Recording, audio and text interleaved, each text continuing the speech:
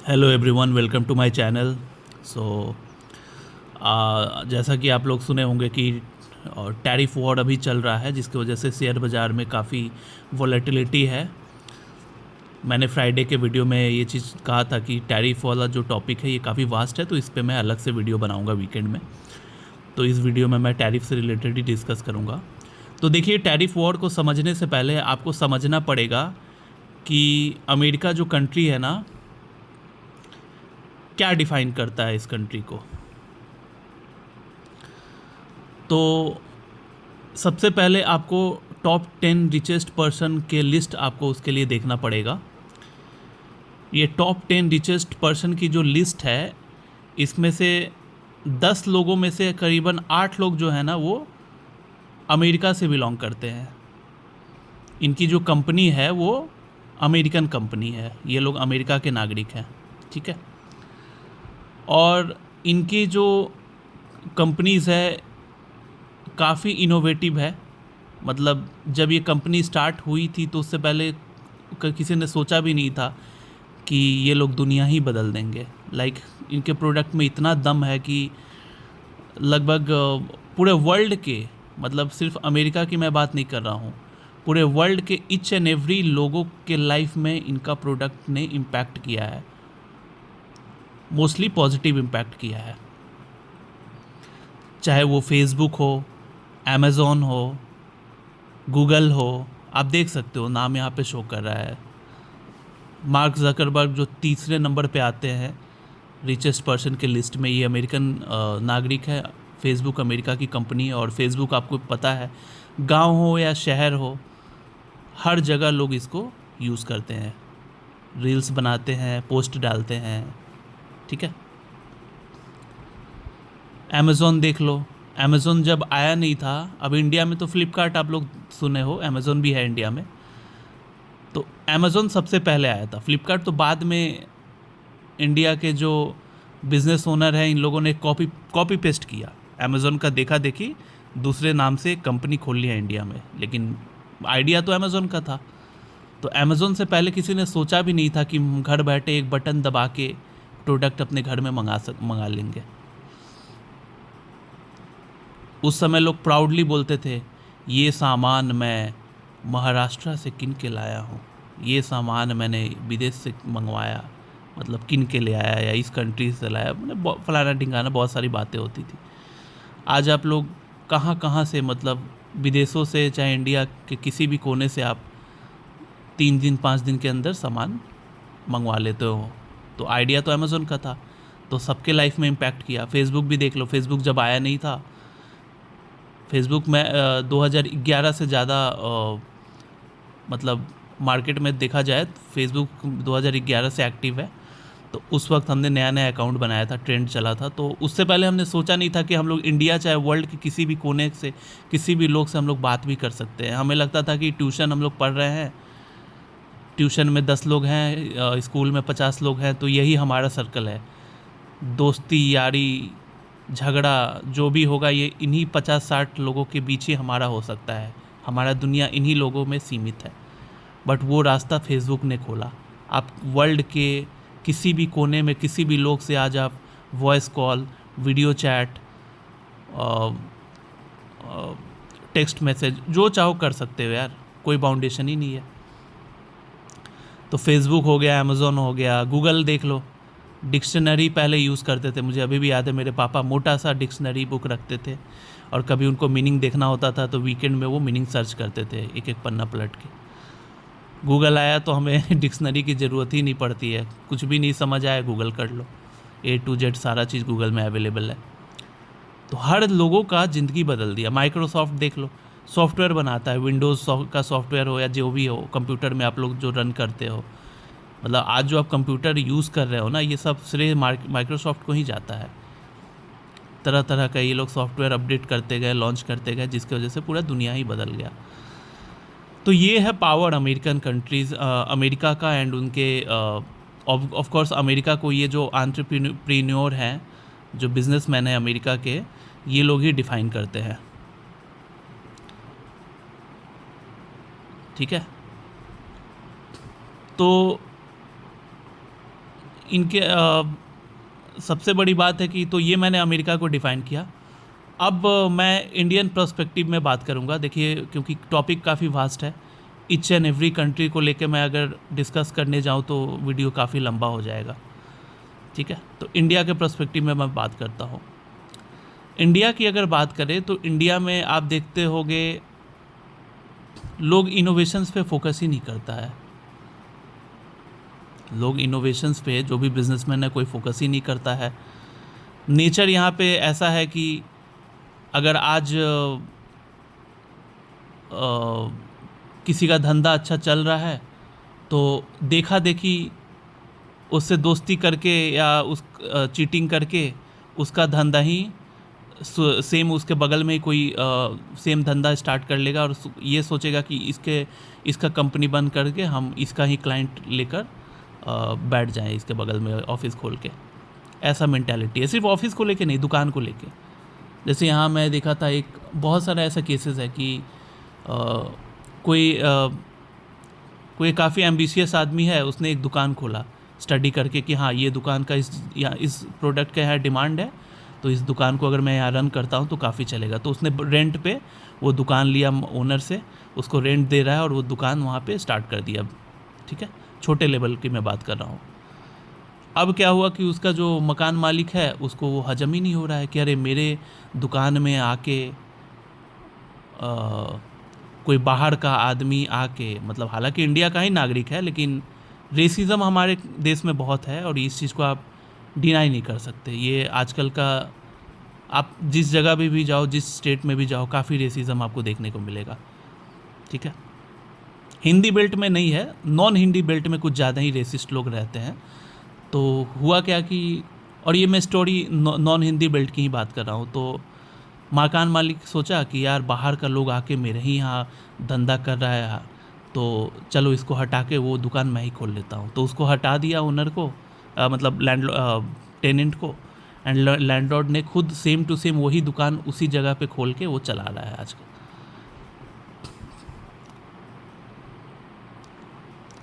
तो ऐसे बहुत केसेस इंडिया में क्या है ना कि इनोवेशन है नहीं। लोग अगर कुछ ढंग का कुछ कोई एक दो आदमी करता भी है तो 10 लोग पीछे पड़ जाते हैं कि कैसे इसको नीचे लाया जाए या कैसे उसका धंधा ही छीन लिया जाए। इस तरह का नेचर है। तो ये इंडिया को डिफ़ाइन करता है। कुछ बिजनेस ओनर्स हैं भी जिनके पास जिनके बच्चों के पास काफ़ी प्रिविलेज है, फंड की कमी नहीं है, तो वो लोग अगर सीरियसली इस चीज़ पे फोकस करते, इनोवेशंस पे तो होता, तो इनोवेशंस की तो बात ही छोड़ो, कोई हाथी पाल रहा है, कोई बकरी चरा रहा है। ये मतलब इंडिया के जो टॉप 5 या 3 रिचेस्ट पर्सन हैं उनकी मैं बात कर रहा हूँ। किसी का बेटा बकरी चराता है, किसी का बेटा मुर्गी पाल रहा है, किसी का बेटा हाथी को पालता है, किसी का बेटा आइसक्रीम बेचता है, किसी का बेटा को क्रिकेट खेलने का बुखार चढ़ गया है, तो आईपीएल में सुने कि डेब्यू करके पता नहीं 1 या 2 सीज़न खेला, अभी तो शायद गायब ही हो गया। किसी की बेटी को जो चढ़ा है कि हमको सिंगर बनना है, तो गाना गाने लगती है। अब देखो, लाइफ सबकी अपनी लाइफ है, हम कुछ बोल नहीं सकते, बट अल्टीमेटली इन लोगों का क्या सीन है कि इन लोगों का जो बिज़नेस एम्पायर है, इनके बच्चे ही रन करेंगे, और इनके बच्चे कितना सीरियस है वो तो दुनिया के सामने छिपा ही नहीं है।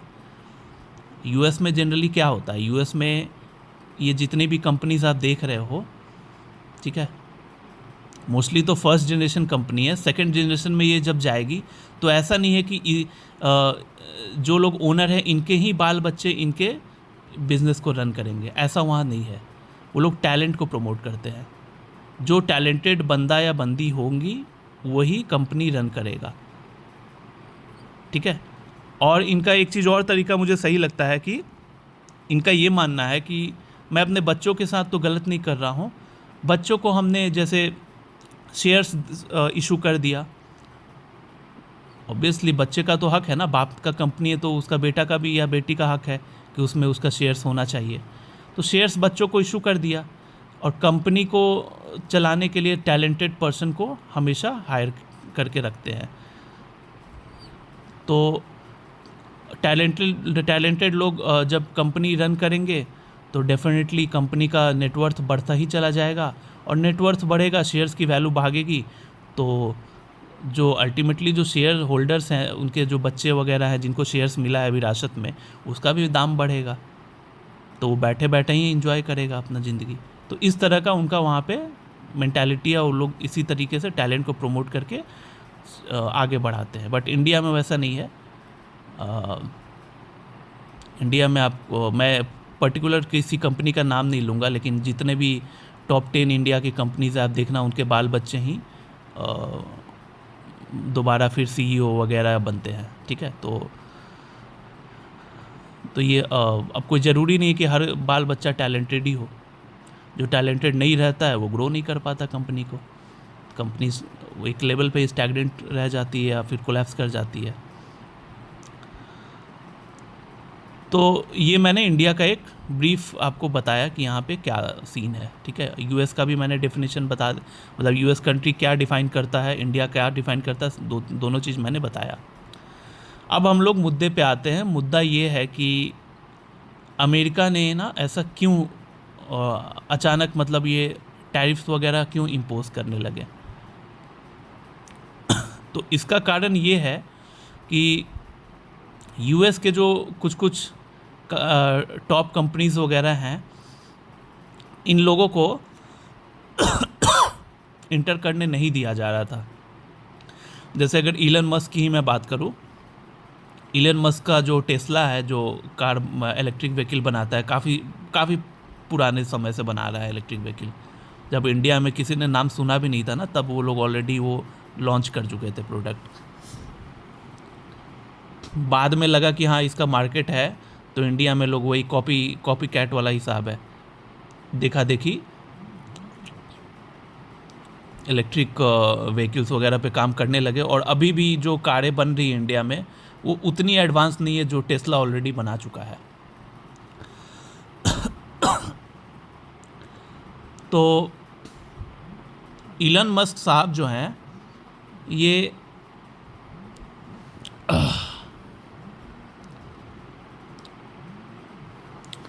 इलन मस्क साहब जो हैं, ये करीबन 4-5 सालों से ना ट्राई कर रहे हैं इंडिया में इंटर करने का, टेस्ला वगैरह को लेकर। बट दिक्कत ये हो रहा है कि इंडियन गवर्नमेंट जो है वो 110% इम्पोर्ट टैरिफ लगा कर रखा है इलेक्ट्रिक व्हीकल्स पे।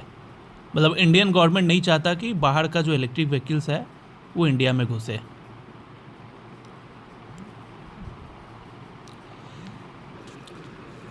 तो इंडियन गवर्नमेंट जो है वो इलेक्ट्रिक व्हीकल पे 110% का इंपोर्ट टैरिफ पहले से लगा कर रखी है। इलन मस्क साहब से बहुत बार बात हुआ, नेगोशिएशंस का रिक्वेस्ट भी शायद किया होगा उन लोगों ने, इंडिया भी आए या कितनी बार अपने जो प्राइम मिनिस्टर है वो गए यूएस में, तो उनसे मिले, फिर भी कम नहीं, रिड्यूस नहीं किया इंपोर्ट टैरिफ। और चाइना में भी मैंने सुना कि फेसबुक अलाउड नहीं है। मार्क जकरबर्ग भी काफ़ी सालों से रिक्वेस्ट कर रहे हैं, नेगोशिएशन चल रहा है, बट चाइनीज़ गवर्नमेंट जो है उसने फेसबुक का अलाउ ही नहीं किया है चाइना में ऑपरेट करने से। तो और टॉप 3 रिचेस्ट लोग में आप देख ही लो, इलन मस्क साहब है, मार्क जकरबर्ग है, इनसे ही पंगा हो रहा है। तो सिंपल सा लॉजिक है, आप मेरे घर में घुस रहे हो तो आपको या तो मैंने एग्जेम्प्ट कर दी, मतलब फ्री में मैं अलाउ कर रहा हूँ, या 10-15 रुपये ले रहा हूँ, ठीक है। घर की बात अलग है, छोड़िए। पार्क अगर मैंने कुछ खोल रखा है, अब मेरे बनाए हुए पार्क में घुस रहे हो, तो मैं या तो फ्री में आपको अलाउ कर रहा हूँ या फिर 10-15 रुपये फ़ीस ले रहा हूँ। आपने वैसे ही पार्क आपने जब बनाया तो उसमें आप बोल रहे हो कि नहीं 100 रुपये देना होगा, 110 रुपये देना होगा, तो ये तो गलत है ना। क्योंकि अमेरिका जो है पहले, क्योंकि वहाँ टैलेंट के बेसिस पे वो लोग टैलेंट पे बिलीव करते हैं, ठीक है। तो उन लोग को लगता है अगर प्रोडक्ट में किसी फॉरेन कंट्री के भी प्रोडक्ट में अगर दम है तो वो लोग उतना इंपोर्ट ड्यूटी नहीं लगाते थे पहले, एग्जेम्प्ट कर देते थे। अगर पब्लिक को ज़्यादा फ़ायदा पहुंचा रहा है तो एग्जेम्प्ट कर देते थे, टैक्स ही नहीं लगता था, या फिर टैक्स अगर लग भी रहा है तो थोड़ा बहुत लगता था टैक्स, ठीक है। तो हुआ क्या कि उन लोग, ऑब्वियस सा बात है, डोनाल्ड ट्रम्प प्रेसिडेंट है, तो उन्हें जब पता चला ये बात कि हमारे कंट्री का इतने जो मतलब इनोवेटिव प्रोडक्ट्स है जो सामने पूरे वर्ल्ड को चेंज कर सकता है, उसको ये लोग रोक रहे हैं आने अपने कंट्री में घुसने से, तो फिर मैं भी इनके प्रोडक्ट को क्यों अलाउ करूं कि हमारे कंट्री में ये लोग यूं ही आकर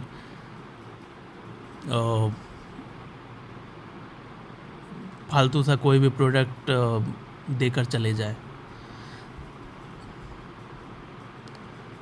तो इस यही रीज़न था कि अमेरिका ने भी सोचा कि हम लोग फिर टैरिफ, इंपोर्ट टैरिफ इंक्रीज़ कर देते हैं, लगा देते हैं। तो उन लोगों ने टैरिफ इम्पोज़ किया। तो अमेरिका की गलती मैं नहीं मानता हूँ, मतलब अपना मीडिया जो है वो इस तरह से पोर्ट्रे कर रहा है कि डोनाल्ड ट्रम्प जो है वो विलन है ये पूरी स्टोरी का, ये पूरी इंसिडेंट का विलन है डोनाल्ड ट्रम्प। लेकिन अंदर की बात आप जब सुनोगे तो आपको खुद लगेगा कि नहीं, विलेन तो बिल्कुल ही नहीं है, आपके घर का ही मुखिया बदमाश है। क्योंकि सामने कोई प्रोडक्ट लेकर खड़ा है बेचने को, आपको आपका वो हित में, लाइक आपको वो देगा वो प्रोडक्ट तो आपकी ज़िंदगी बदल जाएगी। लेकिन आपका जो बीच में घर का जो मुखिया है वो दीवार बन के खड़ा है, वो बोल रहा है नहीं, हमारे घर में आओगे देने तो आपको डबल या ट्रिपल दाम में बेचना पड़ेगा, तो ऑटोमेटिक वो प्रोडक्ट फिर बिकेगा ही नहीं ना। तो इस तरह की पॉलिटिक्स हो रही है जिसके वजह से ये टैरिफ वॉर स्टार्ट हुआ है। और सिंपल सा बात है भाई, शेयर बाज़ार का मैं बंदा हूँ, 100% आपने टैरिफ लगाया, 110% लगाया है, तो काउंटर में मैं तो भाई डबल ट्रिपल की ही बात करता हूँ, तो मैं तो 200% लगाता। तो ट्रम्प साहब तो फिर भी बहुत जेंटल आदमी मुझे लगे, जो उन्होंने अभी तो सिर्फ 1/4 ही लगाया, 100 के बदले 25% ही 26% लगाया है ना टैरिफ। तो बंदा तो काफ़ी जेंटल आदमी है। वरना आप लोग जो खुद इतनी बड़ी बड़ी बात कर रहे हो, आप क्या उनके जगह होते तो आप क्या सिर्फ 25% लगाते? 100 के बदले या तो 100 ही लगाते या 150 200 लगाते।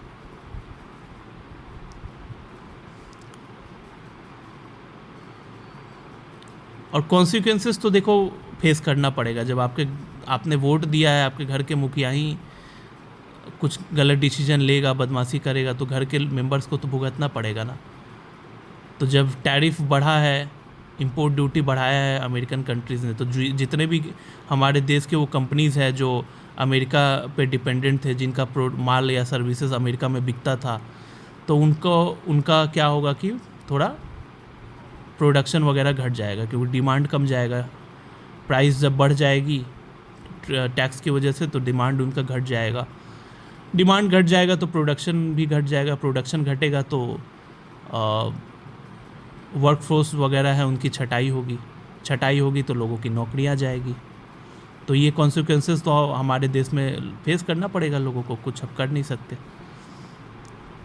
और जो ये लोग हाइप बना कर रखे हैं कि इन्फ्लेशन अमेरिका में बढ़ जाएगा, बर्बाद हो जाएगा, देखो रिच कंट्री है, पर कैपिटा इनकम काफ़ी हाई है, वहाँ तो बेरोज़गार भत्ता भी मैंने सुना है कि 2 लाख रुपए महीने का देता है सरकार। अगर कोई अमेरिका का नागरिक है, अमेरिका का सिटीजन है, उसको नौकरी नहीं मिली है, तो सरकार बेरोज़गार भत्ता वहाँ 2 लाख रुपए देता है महीने का। तो उनको क्या ही फ़र्क पड़ जाएगा, ऑलरेडी वो लोग इतने कमा रहे हैं, या नहीं भी कमा रहे हैं तो भी उनको पैसा मिल रहा है। तो 100 के बदले 125 रुपये या 150 रुपये का सामान खरीदेंगे तो क्या ही फ़र्क पड़ जाएगा, पैसा तो है ऑलरेडी उनके पास। मरोगे तो आप लोग, क्योंकि हमारे कंट्री में तो देखो कुछ मिलता भी नहीं है फ्री का। हाँ, फ्री का राशन मिलता है तो क्वालिटी इतनी ख़राब रहती है कि गाय भैंस भी नहीं खाएगा उस राशन को।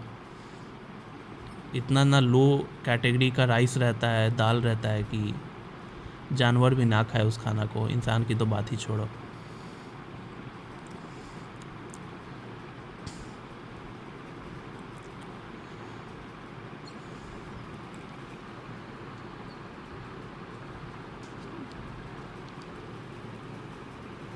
प्लस अभी एक न्यूज़ मुझे कल सुनने में आया कि अपने कंट्री के जो बिज़नेस ओनर्स हैं,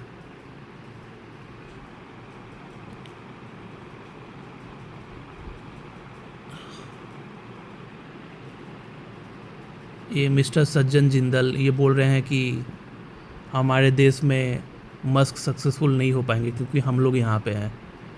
फिर वो टाटा मोटर्स महिंद्रा की बात कर रहे हैं कि महिंद्रा जो कर लिया वो ये थोड़ी कर पाएंगे। अरे भाई, तो महिंद्रा एंड टाटा ये लोग तो सरकार का सपोर्ट मिल रहा है ना। अगर महिंद्रा या टाटा के कंपनीज़ में भी 100 या 110% का टैक्स लग जाए उनके गाड़ियों में, तब क्या कर लेगा कम्पीट?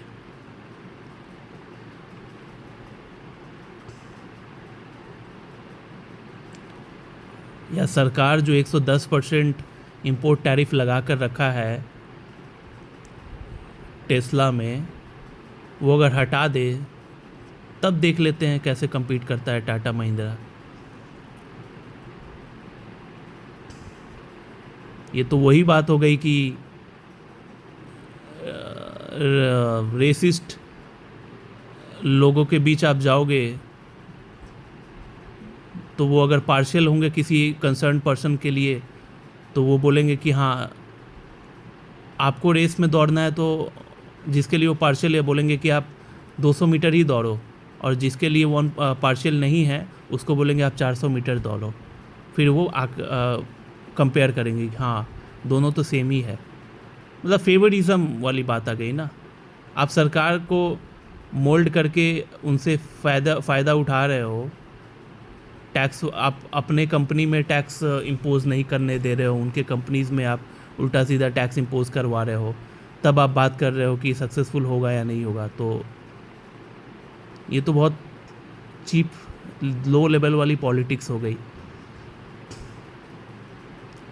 तो इनका स्टेटमेंट मुझे काफ़ी इनसेंसिटिव लगा। मतलब मैं ऑनेस्टली स्पीकिंग मैं इतने बड़े, मतलब हमारा दुर्भाग्य है कि हमारे देश के ये लोग बिजनेसमैन हैं जो जिनके आर्गुमेंट में कोई दम भी नहीं है। मतलब रोड साइड जो लोफर लोग होते हैं उनके जैसा ये लोग बात कर रहे हैं। जैसे हमारे बिहार साइड में जो गुंडा लोग हैं, खासकर लालू का जो 2 लौंडा है, ये जिस तरह से बिना मुंह बिना गांड का बात करता है ना, वैसे ही मुझे लग रहा है कि ये स्टेटमेंट दे रहे हैं।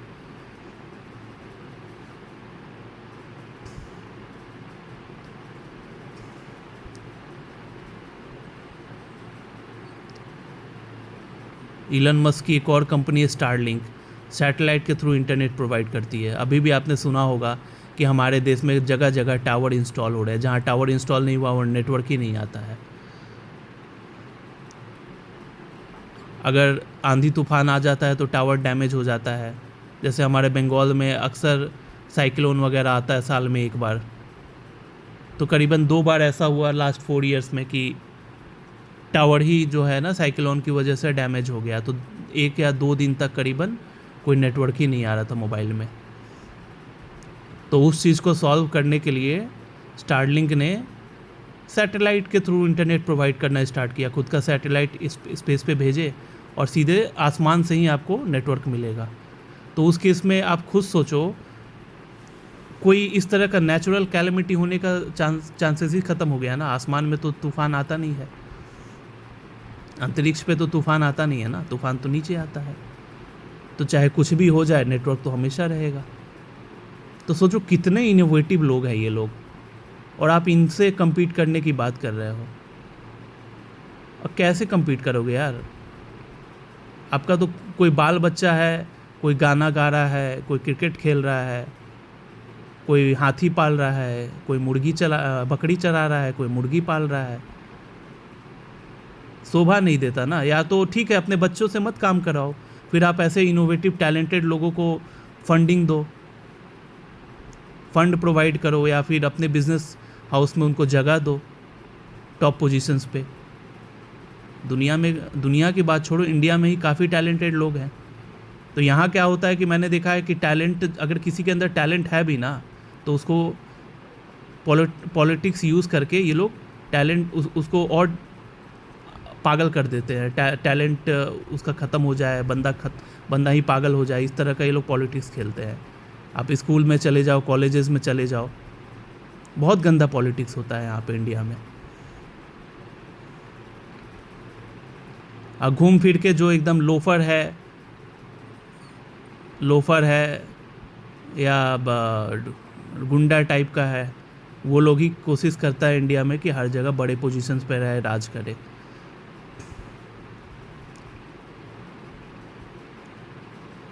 बीजेपी भी हमारा, जैसे मैं जहाँ रहता हूँ वहाँ की मैं बात कर रहा हूँ, 2 कैटेगरी के लोग हैं। वोट तो सबने दिया बीजेपी को, तो जो टैलेंटेड लोग हैं ये लोग शांत रहते हैं, अपने काम में ध्यान देते हैं, और जो लोफर गुंडा टाइप का है ये लोग कुछ ज़्यादा ही उछलने लगता है। ये सोचता है कि बीजेपी मेरा बाप का ही पार्टी है बीजेपी, गुंडागर्दी करेगा, नौटंकी करेगा।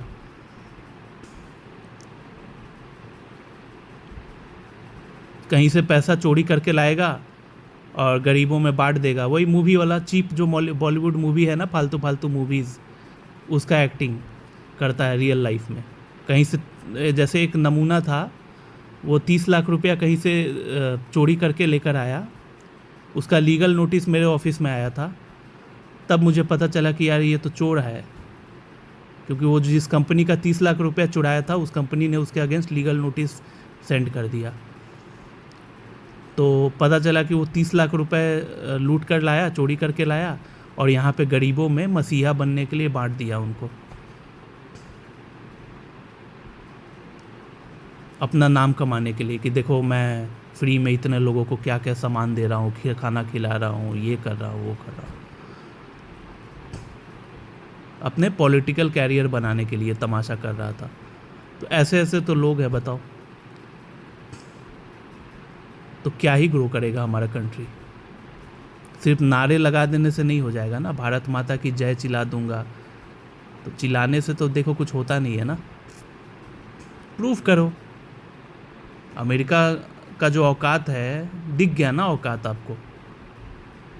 आपके ही घर में आप जो आज मोबाइल यूज़ कर रहे हो, जो एप्लीकेशन यूज़ कर रहे हो, सर्च कर लेना कौन सी कंपनी ने बनाया है उस एप्लीकेशन को, पता चल जाएगा, कोई अमेरिका की ही कोई कंपनी होगी।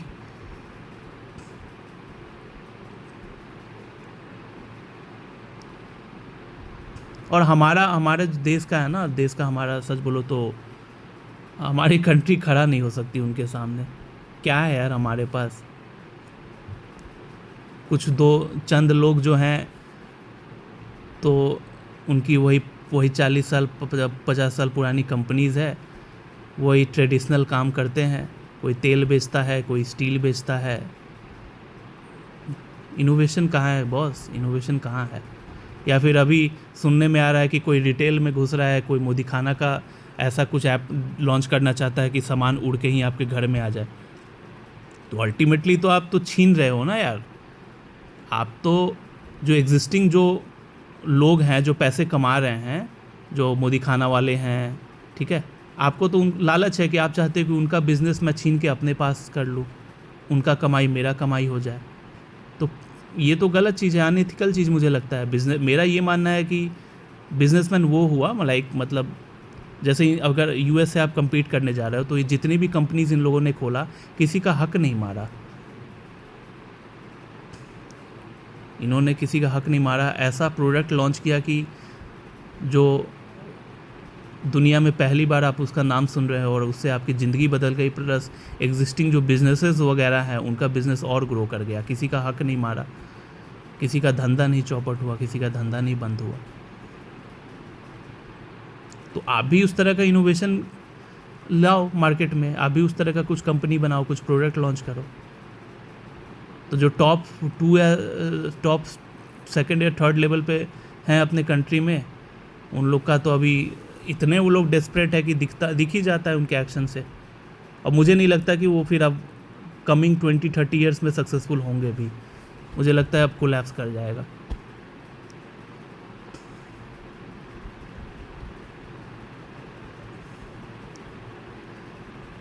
This is it guys, thanks for watching and bye bye.